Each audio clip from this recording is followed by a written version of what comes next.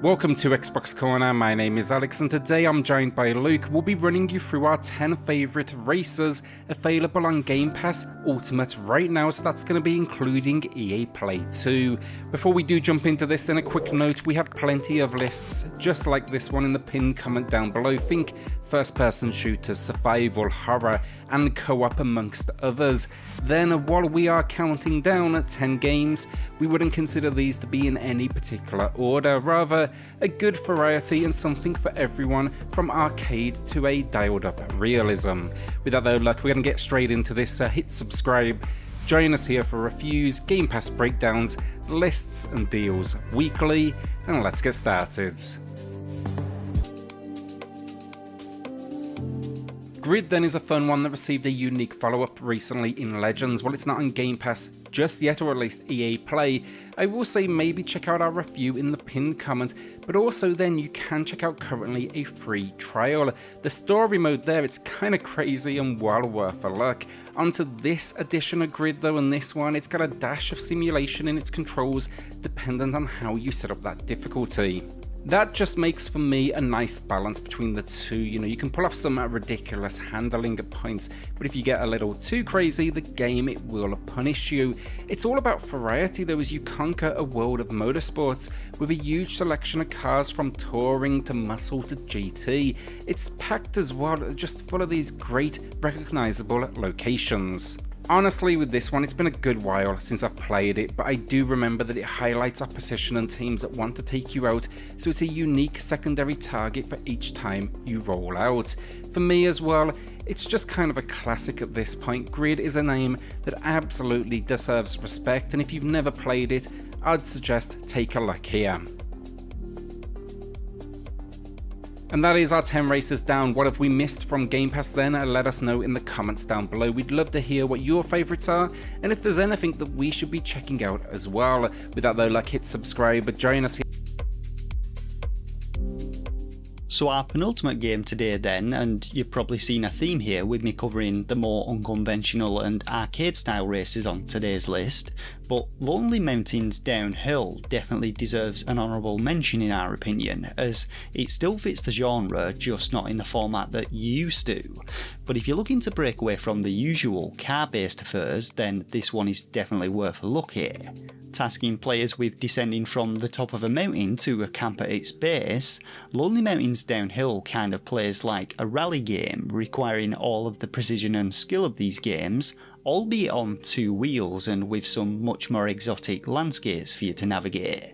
How exactly you make your way to the finish line though is entirely up to you.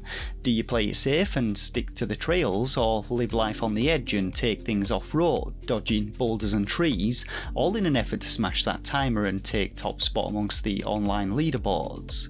It is incredibly simple stuff here, both in terms of its gameplay and basic control scheme, but it's also devilishly difficult, with a custom physics engine really adding to the challenge of this one.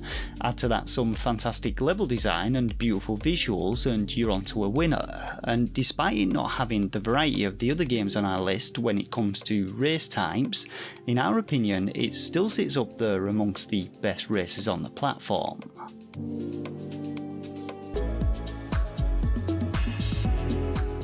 Wreckfest then will be for the arcade fans out there, especially for those that grew up on or like the idea of Destruction Derby. Few racing games out there just get as crazy as this one. It kicks off the career mode on lawnmowers racing around a track in like this, I guess, destruction kind of design. Wreckfest though, more than anything, is about going really fast and experiencing a huge variety of vehicles. You know, if lawnmowers don't cut it for crazy, expect everything here from traditional race cars to buses to sofas that have now been adapted with engines. The animations on the racers themselves, they can be a little weak honestly, but it makes up for it with ragdoll physics that are particularly entertaining. Event types then, think everything from racing but with tracks that have loops, arena, destruction modes and even a survival events as well. I was really impressed here. It's just fist scroller stuff when you want to kind of switch off that brain and go really fast. Online then is a blast as well, because few racers throw you online and say, you know what, let's just kind of crash into each other. The only real disappointment, the X and the S upgrade, it's not free, it's $10 or your regional equivalent. It is worth it, it does look decent. The most important upgrade though, it's got to be the locked out frame rates.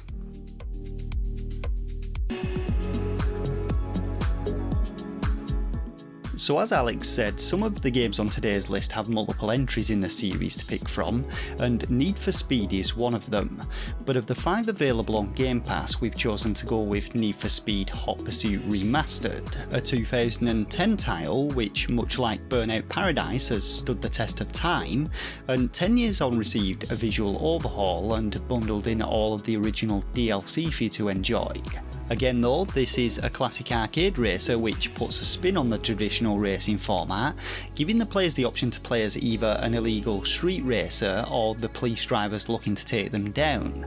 And the race modes really lean into this concept, adding in a destructive element while still maintaining the high speed racing action that the series is known for. Throw in then a selection of gadgets for you to use, including spike strips, roadblocks and EMPs, and you have something which kind of bridges that gap between kart racers and traditional street racers, but also maintains an element of realism with its visual style and car physics. And much like Burnout Paradise, you're rewarded in this game for not playing by the rules, so smashing people up is definitely encouraged, and this is something that I can always get behind. But in my opinion, it's one of the best games in the series and definitely worth a play.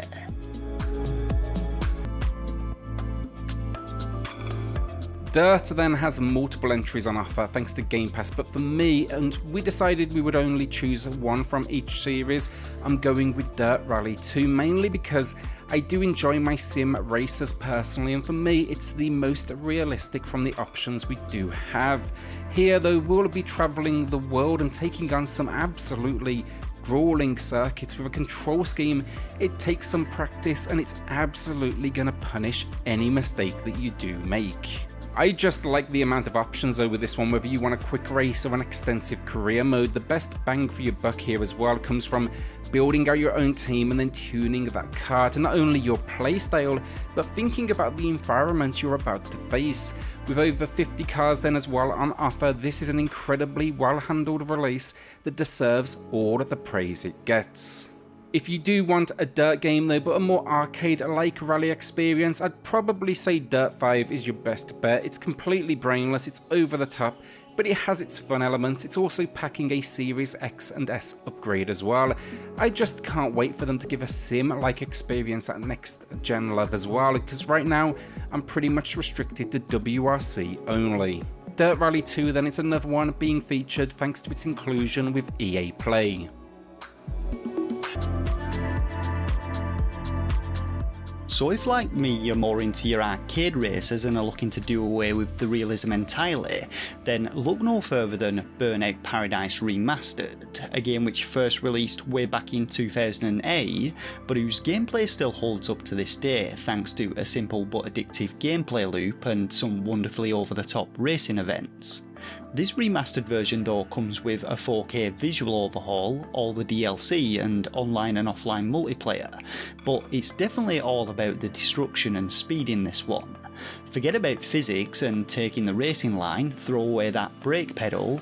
If you want to win in Burnout Paradise, you've got to get dirty, and that means taking out your opponents in whatever way you can, which usually involves ramming them off the road into walls or other unfortunate road goers. Alongside open world exploration, you've got plenty of different race events to enjoy which put a destructive spin on the original formulas. There's a score based stunt mode, survival events, and of course my personal favourite, the Showtime Road Rules, which basically challenges players to career headlong into a traffic packed junction and do as much damage as possible. It may be an old one now and a little too simplistic for some people, but it's fast paced, brutal and a hell of a lot of fun.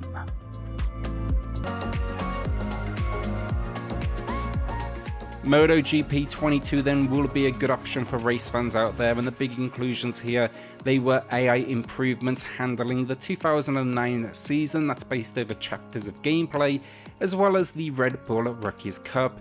That 2009 season as well, it's considered one of the most eventful in MotoGP history, not that I personally really know it. This one though, it should make fans happy with a huge roster of teams thrown in here as well. The gameplay then, it's another one that makes it just a little easier to get into, because this series a little more complicated and sim-like than it potentially looks. Thankfully though, as I said, it's packed here with tutorials to get you going and an adaptive difficulty that learns how you play and then judges that skill level for you to deliver opponents that should keep the challenge at a good point. Again though, look, I would not suggest this game if you're looking for arcade gameplay. This is not the one for you, but if you are willing to dedicate some time to it, it's definitely a fun one to master. Also, the managerial mode is quality. You'll build out your own team, something incredibly satisfying in that. It's packing then a Series X and S upgrade, and online will be where you want to go once you've got a handle on, the general gameplay. Art of Rally is our next game, and this one is a little different from the other races on our list today, as it drops the standard racer camera and instead opts for a top-down perspective, much like the developer's previous title, Absolute Drift, which was clearly influential in the development of this one. Dropping you into an alternative timeline where the golden era of Rally never ended, the game's career mode sees you touring your way through 72 stages inspired by real-world locations, from Finland and Norway to Japan, Germany and Kenya, as you compete for top spot in the notorious Group B, Group A and originally abandoned Group S GT events. And as you'd expect, the game plays very different.